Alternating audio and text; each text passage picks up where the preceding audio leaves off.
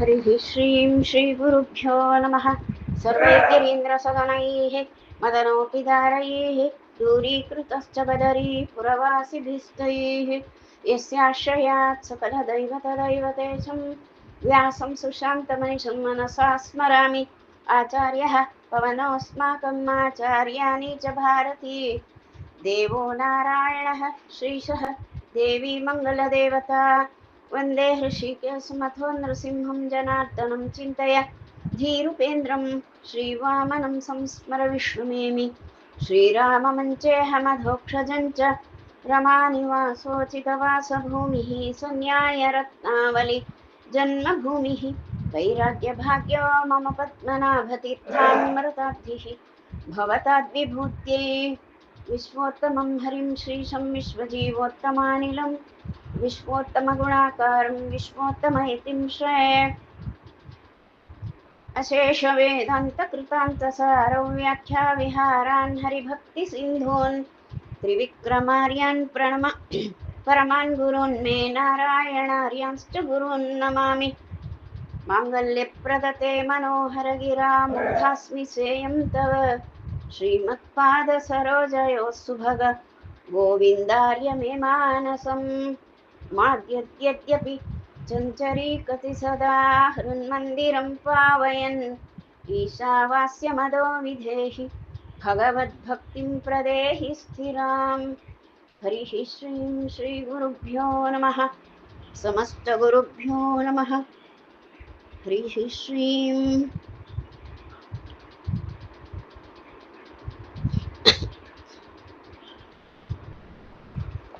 ಶ್ರೀಮನ್ಮಧ್ವವಿಜಯ ಮಹಾಕಾವ್ಯದಲ್ಲಿ ನಾವೀಗ 5ನೇ ಸರ್ಗದಲ್ಲಿ ವಿಚಾರ ಮಾಡ್ತಾ ಇರುವಂಥದ್ದು. ಒಂದು ಬಾರಿ ಉಡುಪಿಗೆ ವಾದಿಸಿಂಹ ಎನ್ನುವಂತಹ ಒಬ್ಬ ಬೌದ್ಧ ಮತಾನುಯಾಯಿ ವಾದಿ ಬಂದ. ಅವನ ಜೊತೆಯಲ್ಲಿ ವಾದಿಸಿಂಹ ಅನ್ನೋನು ಬಂದದ್ದು. ಅವನ ಜೊತೆಯಲ್ಲಿ ಬುದ್ಧಿಸಾಗರ ಅಂತ ಅವನ ಜೊತೆಗಾರ. ಹೀಗೆ ವಾದಿಸಿಂಹ ಮತ್ತು ಬುದ್ಧಿಸಾಗರ ಎನ್ನುವಂತಹ 2 ಮಂದಿ ಉಡುಪಿಗೆ ಅನಂತೇಶ್ವರ ದೇವಸ್ಥಾನದಲ್ಲಿ ಏನು ಈ ನಮ್ಮ ಅಚ್ಯುತ ಪ್ರಜ್ಞರಿದ್ದರೋ ಅವರಲ್ಲಿಗೆ ಬಂದರು. ವಾದಕ್ಕಾಗಿ ಬಂದವರು. ಅವರಿಗೆ ಬಹಳ ಗರ್ವ ಇತ್ತು. ಬಹಳ ದುರ್ಗರ್ವದಿಂದ ಇದ್ದವರು ಅಂತ ಹೇಳ್ತಾರೆ. ಅದನ್ನು ವರ್ಣಿಸ್ಬೇಕಾದ್ರೆ ಹೀಗೆ ಹೇಳ್ತಾರೆ: ತಸ್ಯೋರು ದುರ್ಗರ್ವವತೋ ಜಿಗೀಷಯ ನಿಶಾತಮಾದತ್ತ ಮುಕುಂದ ಧೀರ್ಧೃತಂ ಸ್ವಶಿಷ್ಯ ಹಸ್ತೇನ ಮಠಾಂತರೇಷು ದೇಹೆ ಸುಪಕ್ಷದಕ್ಷಂ ಸುಖತೀರ್ಥಮಾರ್ಗಣಂ. ಬಹಳ ಸೊಕ್ಕಿನಿಂದ ಸೆಟೆದುಕೊಂಡು ಬಂದಂತಹವರು ಆ ಬುದ್ಧಿಸಾಗರ ಮತ್ತು ವಾದಿಸಿಂಹ. ಅವರಿಬ್ಬರು ಕೂಡ ಅಚ್ಯುತ ಪ್ರಜ್ಞರನ್ನ ಗೆಲ್ಲಬೇಕು ಅನ್ನುವ ಅಪೇಕ್ಷೆಯಿಂದ ಬಂದವರು.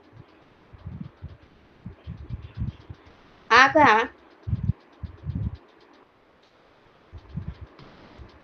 ಅವರು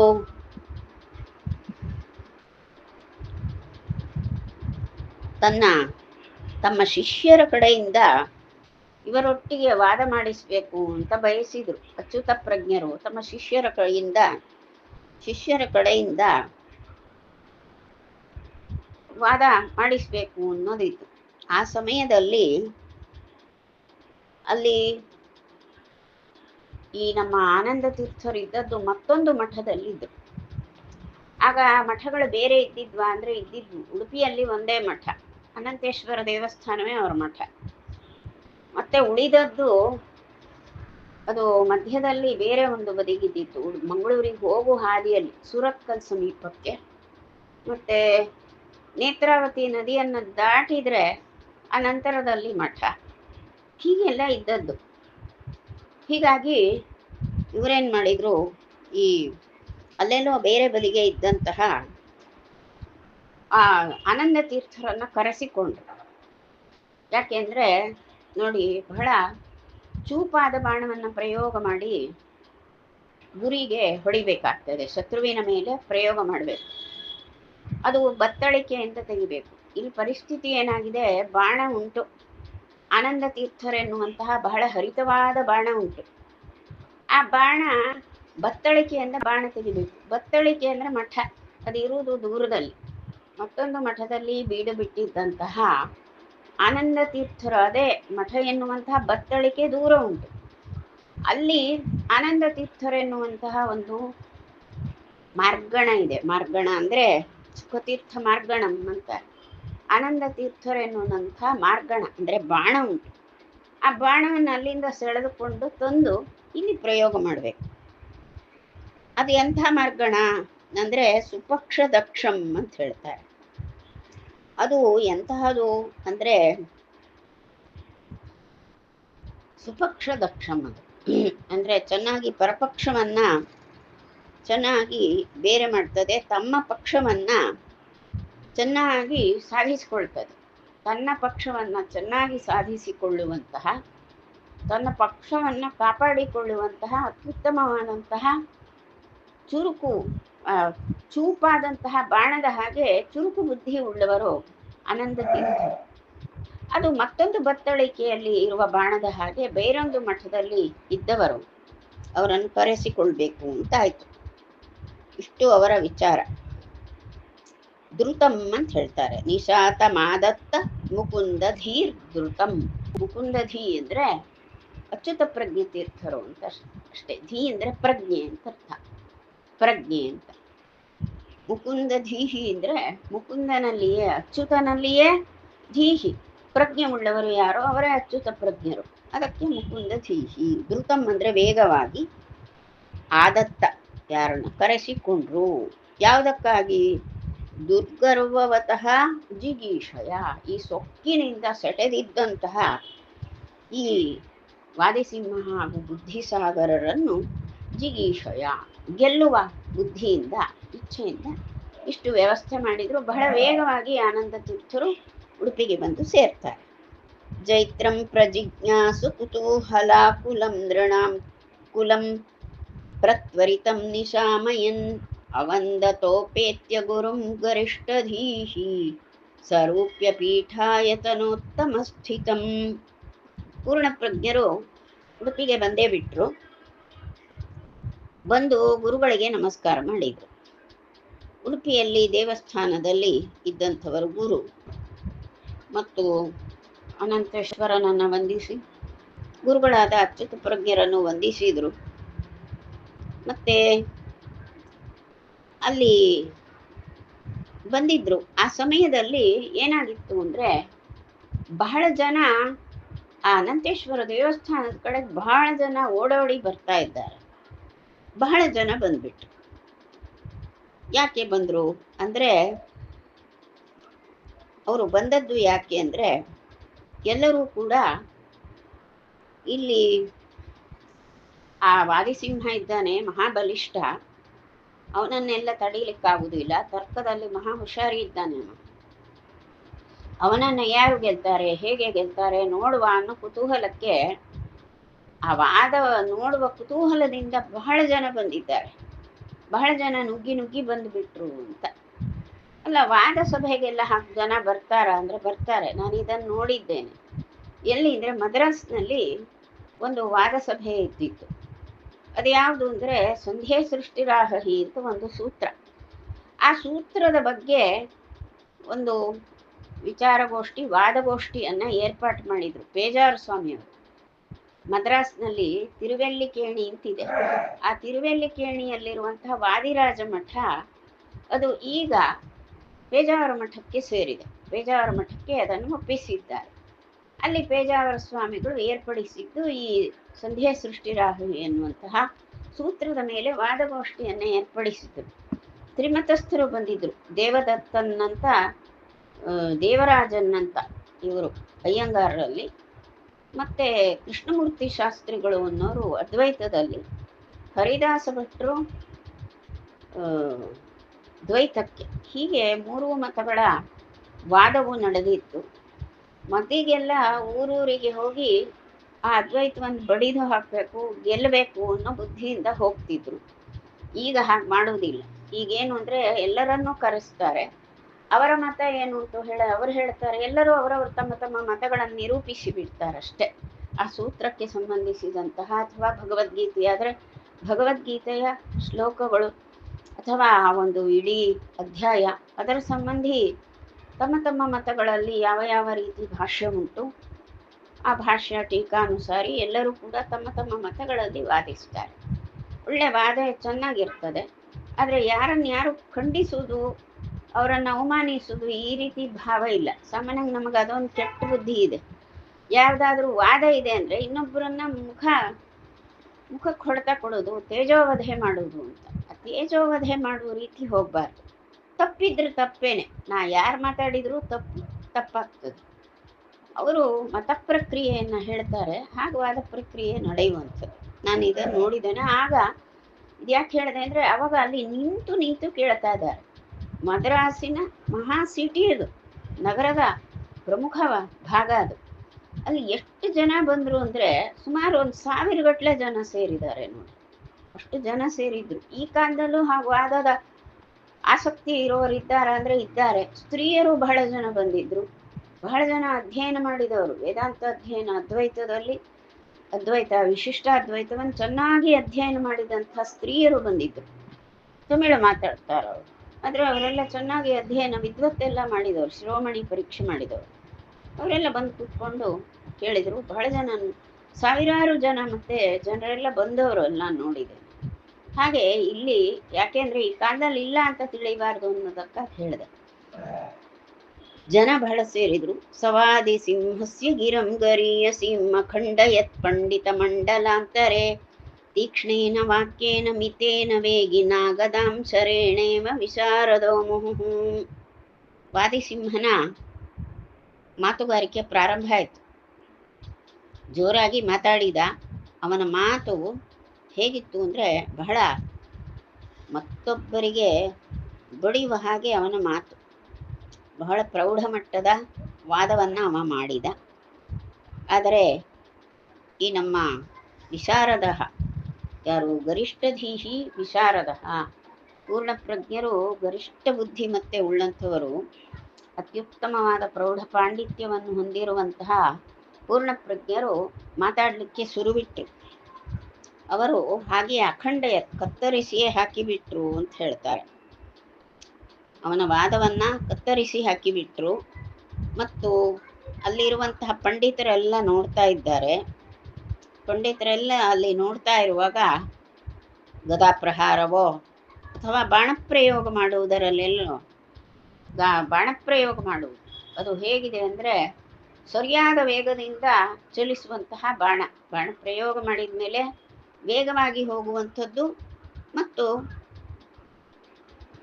ವೇಗವಾಗಿ ಹೋಗುವುದು ಅಥವಾ ಮಿತವಾದ ವೇಗದಲ್ಲಿ ಹೋಗುವುದು. ಆ ರೀತಿಯ ಬಾಣಗಳನ್ನು ಅಂದರೆ ವಾಗ್ಬಾಣಗಳು, ವಾದದ ಬಾಣಗಳನ್ನು ಮತ್ತೆ ಮತ್ತೆ ಪ್ರಯೋಗ ಮಾಡಿದರು ಆನಂದ ತೀರ್ಥರು. ಹೀಗೆ ವಾದ ಸಾಗಿತು.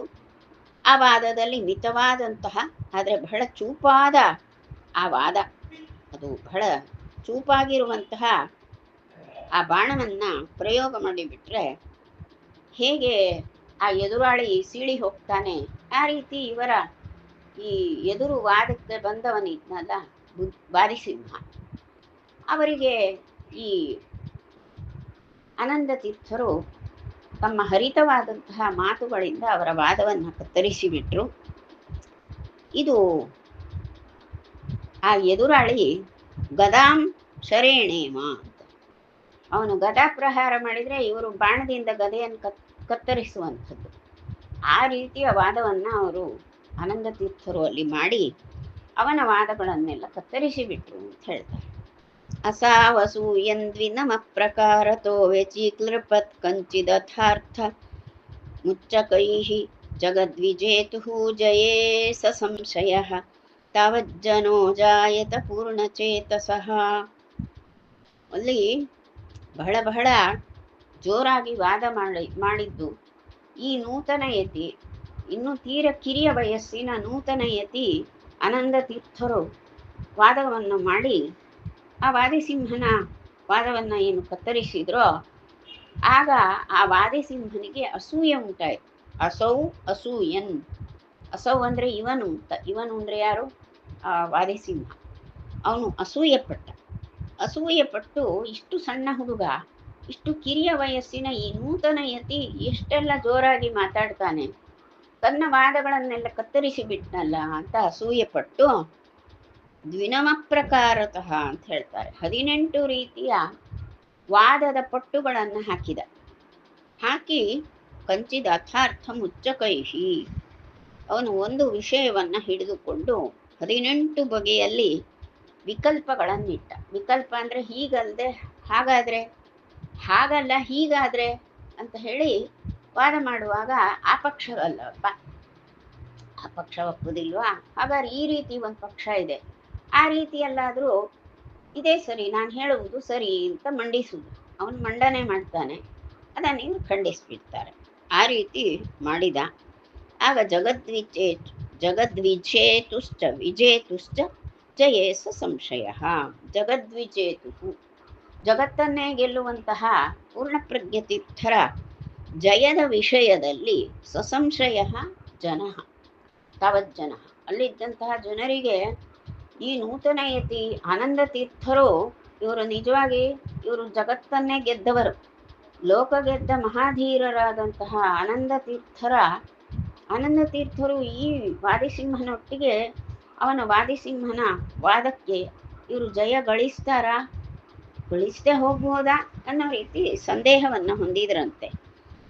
ಆಗ ಪೂರ್ಣಚೇತಸಃ, ಹೀಗೆ ಎಲ್ಲರ ಮನಸ್ಸಿನಲ್ಲಿ ಆ ಪೂರ್ಣಪ್ರಜ್ಞರ ಅವರ ಗೆಲುವಿನ ಬಗ್ಗೆ ಸಂದೇಹ ಉಂಟಾಯಿತು ಜನರಲ್ಲಿ. ವಿಕಲ್ಪಕೋಟಿ ರಥ ಖಂಡಯನ್ ಧೃತಂ ರೇಜೇಧಿಕಂ ಸ್ಮೇರ ಮುಖೋ ಬೃಹನ್ಮತಿ ತಮಸ್ತತೀರ್ವಾದ್ಯುಮಣಿರ್ವಿಶುದ್ಧಯ ಗವಾಶ್ರಿತೋ ವಿಷ್ಣುಪದಂ ಸದಾಸ್ಪದಂ. ಆಗ ಒಳ್ಳೆ ಮುಗುಳ್ನಗೆ ಮುಖ. ಯಾವಾಗಲೂ ಕೂಡ ನಮ್ಮ ಪೂರ್ಣ ಪ್ರಜ್ಞರು ಹೇಗಿದ್ರು ಅಂದ್ರೆ ಬಾಲ್ಯಕಾಲದಿಂದ ಒಂದೇ ರೀತಿಯ ಮುಖಮಂಡಲ, ಮುಖದಲ್ಲಿ ಸದಾ ಮುಗುಳ್ನಗೆ ಹೊಂದಿದವರು, ಎಂದೂ ಕೂಡ ಸೊಕ್ಕು ಇದ್ದಂತಹವರಲ್ಲ, ಸದಾಕಾಲ ಮುಗುಳ್ನಗೆಯಿಂದ ಕೂಡಿದಂತಹ ಮುಖವುಳ್ಳವರು. ಅವರೇನ್ ಮಾಡಿದ್ರು, ಆಗಿಂದ ಆಗ ಆ ಎಲ್ಲ ವಿಕಲ್ಪಗಳು ಹೇಳಿದ್ರಲ್ಲ, ವಿಕಲ್ಪಗಳು ಅಂದ್ರೇನು, ಅಥವಾ ಅಂತ ಹೇಳೋದು. ನೋಡ್ರಿ, ನಾನು ಹೀಗೆ ಯೋಚನೆ ಮಾಡಿದ್ದೇನೆ, ಹೀಗೆ ಮಾಡುವ ಅಥವಾ ಹಾಗೆ ಮಾಡುವ, ನೋಡಿ ನನ್ನ ಮಾತು ಹೀಗಿದೆ, ಈ ಮಾತು ನನ್ನ ಮಾತು ಸರಿ, ಈ ಮಾತು ಹೇಗೆ ಸರಿ ಅಂದ್ರೆ ಹೀಗೆ ಸರಿ, ಅಥವಾ ಇನ್ನೊಂದು ರೀತಿಯಲ್ಲೂ ಸರಿ, ಅಥವಾ ಮತ್ತೊಂದು ರೀತಿಯಲ್ಲೂ ಸರಿ ಅಂತ ತಾನೊಂದು ವಾದವನ್ನು ಮುಂದಿಟ್ಟು ಆ ವಾದಗಳಿಗೆ ಹೀಗಲ್ಲ ಹಾಗೆ, ಹಾಗಲ್ಲ ಹೀಗೆ ಅಂತ ಅನೇಕ ರೀತಿಯ ವಿಕಲ್ಪಗಳನ್ನು ಮಾಡ್ತಾ ಎಲ್ಲವೂ ಸರಿ ಅಂತ ಹೇಳುವಂಥದ್ದು. ಹೀಗೆ ಈ ರೀತಿ ವಿಕಲ್ಪಗಳನ್ನು ಅವನು ಮಾಡಿದ್ದ 18 ವಿಕಲ್ಪಗಳನ್ನ ಆದರೆ ನಮ್ಮ ಆನಂದ ತೀರ್ಥರು ಮುಗುಳ್ನಗೆ ಮೂಲಕವಾಗಿ ಅನಾಯಾಸವಾಗಿ ಅವನ ವಾದವನ್ನ, ಅವನ ವಿಕಲ್ಪಗಳನ್ನೆಲ್ಲ ಕತ್ತರಿಸಿಯೇ ಬಿಟ್ರು. ಕತ್ತರಿಸಿ ಅವರು ರೇಜೇಧಿಕಂ, ವಿರಾಜಮಾನನಾಗಿದ್ದಾರೆ, ಅಧಿಕಾಧಿಕವಾಗಿ ಅವರು ಹೊಳೆತಾ ಇದ್ದಾರೆ, ವಿರಾಜಿಸ್ತಾ ಇದ್ದಾರೆ. ಮುಖದಲ್ಲಿ ಚಂದವಾದಂತಹ ಮುಗುಳ್ನಗೆ ಉಳ್ಳಂತಹ ಬೃಹನ್ಮತಿ ಅಂದ್ರೆ ಸರ್ವಜ್ಞರಾದಂತಹ ಪೂರ್ಣ ಪ್ರಜ್ಞರು ಅವರು ಅವನ ವಾದಗಳನ್ನು ಅನಾಯಾಸವಾಗಿ ಮುಗುಳ್ನಗ್ತಾ ಚಂದವಾಗಿ ಅನಾಯಾಸವಾಗಿ ಅವನ ವಾದಗಳನ್ನು, ಅವನ ವಿಕಲ್ಪಗಳನ್ನೆಲ್ಲ ಕತ್ತರಿಸಿಬಿಟ್ಟು ತಮಸ್ತತೀರ್ವಾದ್ಯುಮಣಿರ್ವಿಶುದ್ಧಯ. ಅದು ಹೇಗೆ ಅಂದರೆ, ಸಾಕಷ್ಟು ಆಕಾಶದಲ್ಲಿ ರಾತ್ರಿ ವೇಳೆ ಕತ್ತಲೆಯಾಗಿ ಬಿಡ್ತದೆ, ಈಗಲೇ ಸ್ವಲ್ಪ ಕತ್ತಲೆ, ಇನ್ನು ಸ್ವಲ್ಪ ಹೊತ್ತಿಗೆ ಬಹಳ ಕತ್ತಲೆಯ ಆವರಿಸಿ ಬಿಡ್ತದೆ. ಕತ್ತಲೆಯಾದರೆ ಏನೂ ಕಾಣುವುದಿಲ್ಲ, ಹೌದು, ಸೂರ್ಯ ಬೆಳಗಿದರೆ ಹಗಲು, ಕತ್ತಲೆಯಾದಂತಹ ಆ ರಾತ್ರಿಯ ಕತ್ತಲೆಯನ್ನು ಕಳೆಯಲಿಕ್ಕೆ ಸೂರ್ಯೋದಯ ಆದರೆ ಹೇಗಾಗ್ತದೋ ಆ ರೀತಿಯಲ್ಲಿ ಆ ವಾದ ಇತ್ತು. ಹೀಗೆ ಪೂರ್ಣಪ್ರಜ್ಞರು ತಿಳಿಯಾದ ತಮ್ಮ ಮಾತುಗಳೆನ್ನುವಂತಹ ಕಿರಣಗಳು ಗೋ ಅನ್ನೋ ಶಬ್ದ ಇಲ್ಲಿ ಗವ ಅಂತ ಹೇಳಿದಾರಲ್ವಾ. ಗವ ಅಂದ್ರೆ ಕಿರಣಗಳಿಂದ ಅಂತರ್ಥ, ಕಿರಣದಿಂದ ಅಂತರ್ಥ. ಗೋ ಶಬ್ದಕ್ಕೆ ಕಿರಣ ಅಂತ ಒಂದು ಅರ್ಥ ಇದೆ, ಬೆಳಕಿನ ಕಿರಣ ಅಂತ ಅರ್ಥ. ತಮ್ಮ ಬೆಳಕಿನ ಕಿರಣದಿಂದ ಆ ಕತ್ತಲೆಯನ್ನ, ಅಂದ್ರೆ ಅಜ್ಞಾನವನ್ನು ಉಂಟು ಮಾಡುವಂತಹ ಅವನ ವಾದ ಸರಣಿಯ ಕತ್ತಲೆಯನ್ನ ಅವರು ಕತ್ತರಿಸಿ ಬೆಳಗಿಬಿಟ್ರು, ಪರಿಹಾರ ಮಾಡಿಬಿಟ್ರು ತಮ್ಮ ಬೆಳಕಿನ, ತಮ್ಮ ಮಾತಿನ ಕಿರಣಗಳಿಂದ ಅಂತ ಹೇಳ್ತಾರೆ. ಹೀಗೆ ಕತ್ತಲೆ ಎಲ್ಲವೂ ಕೂಡ ಕತ್ತರಿಸಿ ಹೋಯಿತು. ಮತ್ತು ಹೇಗೆ ಅಂದರೆ ಆ ಆಕಾಶದಲ್ಲಿ ಬೆಳಗುವಂತಹ ಆ ಸೂರ್ಯನ ಬೆಳಕಿನ ಕಿರಣಗಳಿಂದ, ಅಲ್ಲಿ ವಿಷ್ಣು ಪದ ಅಂತ ಹೇಳ್ತಾರೆ. ವಿಷ್ಣು ಪದ ಅಂದರೆ ಆಕಾಶ ಅಂತ ಒಂದು ಅರ್ಥ. ಹೀಗೆ ಆಕಾಶದಿಂದ ಹೊರಹೊಮ್ಮಿ ಬರುವಂತಹ ಕಿರಣಗಳಿಂದ ಆ ಕತ್ತಲೆಯ ಎಲ್ಲವೂ ಕೂಡ, ಕತ್ತಲೆಯ ದಟ್ಟತೆ ಎಲ್ಲ ಪರಿಹಾರ ಆಗಿ ಹೋಗ್ತದೆ. ಹಾಗೆಯೇ ಇವರ ಮಾತು, ವಿಷ್ಣು ಪದವನ್ನೇ ಆಶ್ರಯಿಸಿಕೊಂಡಿರುವಂತಹ ಈ ನಮ್ಮ ಆನಂದ ತೀರ್ಥರೆನ್ನುವಂತಹ ಸೂರ್ಯನ ಕಿರಣಗಳು ಇವನ ವಾದದಿಂದ ಉಂಟಾಗುವ ಅಜ್ಞಾನದ ಕತ್ತಲೆಯನ್ನು ನಿವಾರಿಸಿಬಿಟ್ಟು ಅಂತ ಹೀಗೆ ವರ್ಣಿಸ್ತಾರೆ. ಅಗಾಧಮಾತ್ಮನ್ಯತಿವೇಲ ಮುದ್ಧತಂ ತಿರಸ್ಕೃತ ಶೇಷ ಸರಸ್ವತೀ ತತಿಂ ಕಾಮಂ ಮಹಾಮಾನಸ ಕುಂಭ ಸಂಭವೋ ಲಘು ಚಕಾರೇತ್ಯಪಿ ಬುದ್ಧಿಸಾಗರಂ. ಅಲ್ಲಿ ಏನಾಗಿತ್ತು ಅಂದರೆ, ಬುದ್ಧಿಸಾಗರ ಅಂತಿದ್ದ. ಅದು ಎಂಥ ಸಾಗರ? ಅಗಾಧಮಾತ್ಮನಿ ಅತಿವೇಲ ಮುದ್ಧತಂ ತಿರಸ್ಕೃತ ಶೇಷ ಸರಸ್ವತೀ ತತಿಂ. ಬುದ್ಧಿಸಾಗರ ಅಂತಿದ್ದ ಅಲ್ವಾ, ಅವನಿಗೆ ಅತಿಶಯವಾದ ಪಾಂಡಿತ್ಯ ಇತ್ತು. ವಾದಿಸಿಂಹ ಅವನಿಗೂ ಮೇಲ್ಪಟ್ಟವ. ಹೀಗಿರುವಾಗ ಬಹಳ ಪಾಂಡಿತ್ಯದ ಆಳ ಇದೆ. ಸಮುದ್ರಕ್ಕೆ ಆಳ ಹೇಗೋ ಹಾಗೆ ಬುದ್ಧಿಸಾಗರನ ಆ ಪಾಂಡಿತ್ಯದ ಆಳ ಬಹಳವಿತ್ತು. ಸೊಕ್ಕಿತ್ತು ಅವನಿಗೆ, ಜೊತೆಯಲ್ಲಿ ಬಹಳ ಸೊಕ್ಕು ಇತ್ತು. ಸಮುದ್ರಕ್ಕೆ ಹಾಗೆ ಅಲ್ವಾ, ಸಮುದ್ರ ಆಳವೂ ಇರ್ತದೆ, ಸೊಕ್ಕು ಬಹಳ ಇರ್ತದೆ ಸಮುದ್ರಕ್ಕೆ. ನೀವು ಸಮುದ್ರಕ್ಕೆ ಹೋಗಿ ಅದು ಸುಮ್ಮನೆ ಇರುವುದೇ ಇಲ್ಲ, ರಪ ರಪ ರಪ ಬಡಿತದೆ ನೀರು, ಅಲೆ ಅಲೆಯಾಗಿ. ನೀವು ಯಾವ ದೇಶದ ಸಮುದ್ರಕ್ಕೆ ಬೇಕಾದರೆ ಹೋಗಿ, ಸಮುದ್ರ ಅಲೆ ಅಲೆಯಾಗಿ ಬಡಿದು ಬಡಿದು ಬಡಿದು ತನ್ನ ಸೊಕ್ಕನ್ನು ತೋರಿಸ್ತದೆ. ಹಾಗೆಯೇ ಈ ಅಗಾಧ ಪಾಂಡಿತ್ಯ ಇದ್ದಂತಹ ಬುದ್ಧಿಸಾಗರ ಅವನು ಸೊಕ್ಕಿನಿಂದ ಮಾತಾಡಲಿಕ್ಕೆ ಶುರು ಮಾಡಿದ. ಅವನು ಎಲ್ಲರ ಮಾತುಗಳನ್ನು ಕೂಡ ಬಡಿತಾ ಇದ್ದ. ಹೇಗೆ ಸಮುದ್ರದ ಅಲೆಗಳು ತೀರಕ್ಕೆ ಬಡಿತಾ ಇರ್ತವೋ ಹಾಗೆ ಇವನ ಮಾತಿನ ಅಲೆಗಳು ಎಲ್ಲರನ್ನು ಕೂಡ, ಎಲ್ಲರ ವಾದಗಳನ್ನು ಕೂಡ ಬಡಿಯುವಂತಹ ಮಾತುಗಾರಿಕೆ ಅವನಿಗೆ.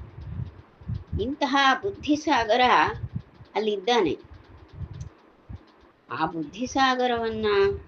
ಬುದ್ಧಿಸಾಗರನನ್ನ ಅವನ ಮಹತ್ವ ಇದು ಅಂತ ಅಂದರೆ, ಅವನಿಗೆ ಆಳವಾದ ಪಾಂಡಿತ್ಯ ಉಂಟು. ಸೊಕ್ಕಿನಿಂದ ಸಮುದ್ರ ಹೇಗೆ ಅಲೆಗಳನ್ನು ಸೊಕ್ಕಿ ಸೊಕ್ಕಿ ಮೇಲೆ ಹಾರಿ ಬರ್ತದೆ ಅಲೆಗಳು, ಆ ರೀತಿ ಸೊಕ್ಕು ಇತ್ತು. ಅದರಿಂದ ತಾನು ಎದುರಾಳಿಗಳನ್ನು, ತನ್ನ ಎದುರುವಾದ ಮಾಡುವವರನ್ನೆಲ್ಲ ಬಡಿದು ಹಾಕುವಂತಹ ಸಾಮರ್ಥ್ಯವೂ ಇದ್ದಿತ್ತು. ಹಾಗೆ ಮಾಡ್ತಿದ್ದಾವ. ಆದರೆ ಈ ಬುದ್ಧಿಸಾಗರನನ್ನು ಸಹ ಪೂರ್ಣಪ್ರಜ್ಞರೆನ್ನುವಂತಹ ಅಗಸ್ತ್ಯ ಮಹರ್ಷಿಗಳು ಅನಾಯಾಸವಾಗಿ ಇಲ್ಲ ಅಂತ ಮಾಡಿಬಿಟ್ರು. ಅಗಸ್ತ್ಯ ಋಷಿಗಳ ಕಥೆ ಇದೆ, ನಾವು ಕೇಳಿದ್ದೇವೆ ಬಹಳ. ಅಗಸ್ತ್ಯ ಋಷಿಗಳು ಇಡೀ ಸಮುದ್ರವನ್ನು ತಮ್ಮ ಕೈಯಲ್ಲಿ ಆಪೋಷಣ ತೆಗೆದುಕೊಂಡಿರುತ್ತೆ. ಇಡೀ ಸಾಗರದ ನೀರನ್ನೆಲ್ಲ ತಮ್ಮ ಅಂಗೈಯಲ್ಲಿ ತೆಗೆದು ಆಪೋಷಣ ತೆಗೆದುಕೊಂಡು ಬಿಟ್ಟರು. ಸಮುದ್ರ ಖಾಲಿ, ಆಳವಾದ ಗುಂಡಿ ಅಷ್ಟೇ ಬಿಟ್ಟರೆ ನೋ ವಾಟರ್, ನೀರಿಲ್ಲ, ಏನಿಲ್ಲ. ಅಂಥ ಸಮುದ್ರ ಕಲ್ಪನೆ ಮಾಡಲಿಕ್ಕೆ ಬರುವುದಿಲ್ಲ. ಆದರೆ ಅಂಥವರು ಅಗಸ್ತ್ಯರ ಮಹಿಮೆಗಳು ಬಹಳ ಉಂಟು. ಇಲ್ಲಿ ಸಮುದ್ರದ ನೀರನ್ನೆಲ್ಲ ಬಳಿದು ತನ್ನ ಕೈಲಿ ತೆಗೆದು ಅಪೋಷಣ ಮಾಡಿದ ಅಗಸ್ತ್ಯರ ಹಾಗೆ ಇಲ್ಲಿ ಆನಂದ ತೀರ್ಥರು ಕಾಣ್ತಾ ಇದ್ರು. ಎಂತಹ ಸೊಕ್ಕಿನಿಂದ ಆಳ ಪಾಂಡಿತ್ಯ ಉಂಟು. ಸೊಕ್ಕಿನಿಂದ ಆ ಎಲ್ಲ ತೀರಕ್ಕೆ ಅಲೆಗಳನ್ನು ಬಡಿಯುವಂತಹದ್ದಿದ್ರೂ ಕೂಡ ಬಡಿಯುವಂತಹ ಸಾಮರ್ಥ್ಯ ಎಲ್ಲ ಇದೆ ಸಮುದ್ರದ ಹಾಗೆ. ಆದರೆ ಅಲ್ಲಿರುವುದೇ ದುರ್ಗರ್ವ. ಮೊದಲಿಗೆ ದುರ್ಗರ್ವ ಅಂತ ಹೇಳಿದ್ರಲ್ವ, ದುಷ್ಟಗರ್ವ ಇದೆ, ಸೊಕ್ಕಿದೆ. ಅದನ್ನೆಲ್ಲ ಮುರಿಬೇಕು ಅಂತಲೇ ಆ ಸಮುದ್ರಕ್ಕೆ ಹೇಗೆ ಅಗಸ್ತ್ಯರು ಇಲ್ಲ ಅಂತ ಮಾಡಿಬಿಟ್ರು, ಹಾಗೆ ಈ ಬುದ್ಧಿಸಾಗರನ ವಾದವನ್ನ ಆನಂದ ತೀರ್ಥರು ಏನೂ ಅಲ್ಲ ಅಂತ ಮಾಡಿಬಿಟ್ರು. ಸ್ವಯೇವ ವಾದೋಸ್ತ್ವಿತಿ ವಾದಿನೌ ಖಲೌ ಅದ್ಯೋತ್ತರಂ ಭಾತಿ ಯದೀರ್ಯತಾಮಿತಿ ಮಧ್ವೇ ಬ್ರುವಾಣೆ ಮತತೌ ಜಿತೌ ಜನಃ ಸ ನಿಶ್ಚಿಕಾಯಾಪಿ ನಿಶಾಪಲಾಯನಾದ್. ಆಗ ಅವರಿಬ್ರು ಹೇಳಿದ್ರಂತೆ, ಇದ್ಯಾಕೋ ವಾದ ಆಗುದಿಲ್ಲ ಸಾಗುವುದಿಲ್ಲ. ಗುರು ಏನ್ ಮಾಡಿದ, ವಾದಿಸಿಂಹ ಅವನು ಪುಂಖಾನುಪುಂಖವಾಗಿ ತನ್ನ ವಾದದ ಪಟ್ಟುಗಳನ್ನ ಮುಂದಿಟ್ಟ. ಆನಂದ ತೀರ್ಥರು ಕತ್ತರಿಸಿ ಹಾಕಿದರು ಅದನ್ನೆಲ್ಲ. ಬುದ್ಧಿಸಾಗರ ಕಡಿಮೆ ಇಲ್ಲ, ಬುದ್ಧಿಸಾಗರನಂತೂ ಬುದ್ಧಿಯೇ ಇಲ್ಲದವನು ಅಂತ ಮಾಡಿಬಿಟ್ಟು ಅಷ್ಟು ಪ್ರಬಲವಾಗಿ ಅವನನ್ನು ಖಂಡಿಸಿದ್ರು. ಹೀಗಾಗಿ ಹೋದಾಗ ಅವರಿಬ್ಬರು ಕೂಡ ತೌ ಖಲವು ಅಂತಾರೆ, ಅವರಿಬ್ಬರು ದುಷ್ಟರು ಅಂತ ಹೇಳ್ತಾರೆ. ವಾದಿನವು ಖಲವು, ದುಷ್ಟರಾದಂತಹ ವಾದಿಗಳು. ಹೀಗಾಗಿ ಅವರೇನು ಹೇಳಿದ್ರು, ಸ್ವಯೇವ ವಾದೋಸ್ತು, ನಾಳೆ ಆಗಲಿ ವಾದ, ಇವತ್ತಿಗೆ ಸಾಕು, ನಾಳೆ ವಾದ ಮುಂದುವರೆಯಲಿ ಅಂತ ಈ ಮಾತನ್ನ ಹೇಳಿಬಿಟ್ರು. ಈ ಮಾತನ್ನ ಹೇಳಿ ಅವರೇನು ಮಾಡಿದ್ದಾರೆ, ವಾದವನ್ನ ನಾಳೆ ನೋಡುವ ಅಂತ ಹೇಳಿಬಿಟ್ರು. ಅದ್ಯ ಉತ್ತರಂಭಾತಿ ಯದೀರ್ಯತಾಮಿತಿ ಮಧ್ವೇ ಬ್ರುವಾಣೆ.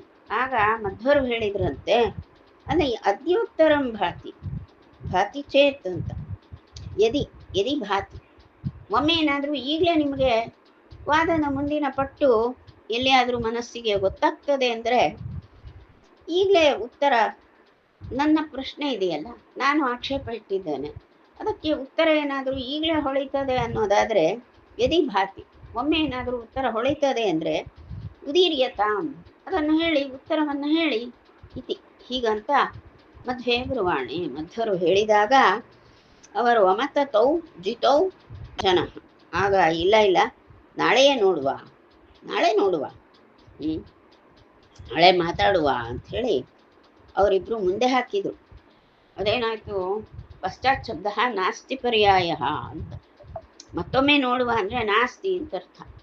ನಾವು ಯಾರನ್ನೋ ಒಂದು 100 ರೂಪಾಯಿ ಕೇಳ್ತೇವೆ, ಒಂದು 100 ರೂಪಾಯಿ ಕೊಡ್ತೀರಾ ಅಂದರೆ ಮತ್ತೆ ನೋಡುವ, ನೀವು ಮತ್ತೆ ನಾಳೆ ಬನ್ನಿ, ನಾಳೆ ನೋಡುವ ಅಂತ ಅನ್ಸುತ್ತೆ. ನಾಳೆ ಮತ್ತೆ ಇವ್ರ ಮನೆಗೆ ಹೋಗ್ಬೇಕಾ 100 ರೂಪಾಯಿಗೆ, ಆಗ ಅವ್ರು ಸಿಗುವುದೇ ಇಲ್ಲ. ಸರಿ, ಮತ್ತೆ ನಾಳೆ ಹೋಗು. ಹೀಗೆ ಬೇಡುವವ್ರ ಸ್ಥಿತಿ ಹೀಗಾಗ್ತದೆ ಅಂತ. ಅಂದರೆ ನಾಳೆ ಅಂತ ಹೇಳಿದರೆ ಆ ಕೆಲಸ ಆಗುವುದಿಲ್ಲ. ಕನ್ನಡದಲ್ಲಿ ಹೇಳ್ತಾರೆ, ನಾಳೆ ಅಂದರೆ ಹಾಳು ಅಂತ. ಮತ್ತೊಮ್ಮೆ ನೋಡುವ ಅಂದರೆ ಆ ಕೆಲಸ ಸರಿಯಾಗಿ ನಡೆಯುವುದಿಲ್ಲ ಅಂತ ಅರ್ಥ. ಹಾಗೆ ಇವರು ಹೇಳಿಬಿಟ್ರು. ಆಗ ಜನರೆಲ್ಲ ತಿಳಿತು, ಜನರಿಗೆ ಜನಃ ಸ ನಿಶ್ಚಿಕಾಯಾಪಿ ನಿಶಾ ಪಲಾಯನ. ಆವಾಗ ಜನರಿಗೆಲ್ಲ ಗೊತ್ತಾಯ್ತು, ಅವರಿಬ್ಬರು ಸೋತೆ ಬಿಟ್ಟಿದ್ದಾರೆ, ಅವರಿಗೆ ಮತ್ತೆ ಆಚಾರ್ಯರು ಮುಂದಿಟ್ಟಂತಹ ಆಕ್ಷೇಪಕ್ಕೆ ಉತ್ತರ ಕೊಡಲಿಕ್ಕೆ ಇಬ್ಬರಿಗೂ ಬರಲಿಲ್ಲ, ಅವ್ರು ಸೋತ್ ಹೋಗಿದ್ದಾರೆ ಅನ್ನೋ ನಿಶ್ಚಯ ಆಯ್ತು. ಮರುದಿನ ಏನು ಹೇಳ್ತಾರೆ, ಎಷ್ಟು ಯೋಚಿಸಿದ್ರು ಕೂಡ ಆಚಾರ್ಯರು ಮುಂದಿಟ್ಟ ಆಕ್ಷೇಪಕ್ಕೆ ಉತ್ತರ ಕೊಡುವ ಸ್ಥಿತಿ ಇರಲಿಲ್ಲ. ಮತ್ತು ನಿಶಾ ಪಲಾಯನ, ರಾತ್ರಿ ವೇಳೆ ಅವರಿಬ್ಬರು ಉಡುಪಿಯಿಂದ ಓಡಿ ಹೋದ್ರು.